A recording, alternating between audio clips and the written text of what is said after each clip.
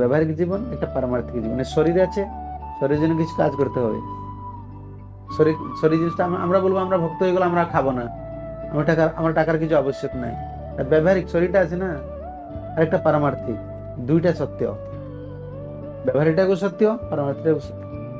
আমরা ভক্ত হয়ে যাওয়ার পরে অত সেবাটা পড়ে যায়, আমরা মনে করি ওই কাজ করে ভোজন করলে ভালো হবে, কতই ঘরে কাজ করবো, এই রান্না করবো।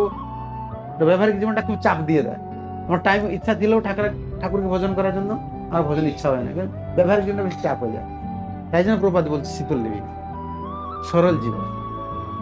রান্না করতে হবে, ঠিক আছে, 1 ঘন্টার মধ্যে রান্না শেষ করতে হবে, যত তাড়াতাড়ি কাজগুলি করতে হবে। কারণ আমরা স্পিরিচুয়াল ডিউটি কিছু আছে না, আমরা কি হচ্ছে এক্সটেন্ড করে দিয়েছে। এখনই বাড়িগুলিকে এরকম বাড়ি বানাচ্ছে, ভালো ভালো জিনিস রাখছে, তাতে কেয়ার করতে হবে না।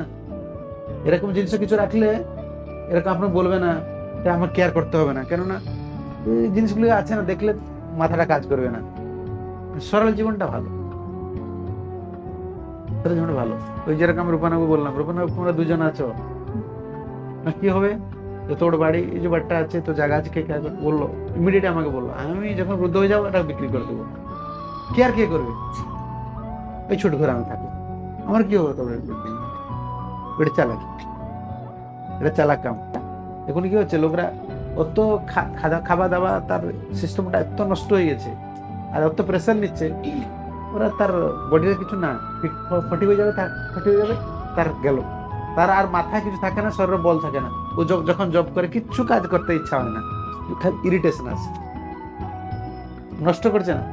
একটা এনার্জিটাকে ওয়েস্টেজ এরকম হয়। খাওয়া দাওয়া যদি ঠিক না রাখে, আমার শরীরে এনার্জি হয় না, এনার্জি বেড়ে যায়। যেরকম ডায়রিয়া হয়, ডায়রিয়াটা কি, ওটা মলটা যে বেড়েছে, আমরা শক্তিটা নিয়ে চলে যাচ্ছি।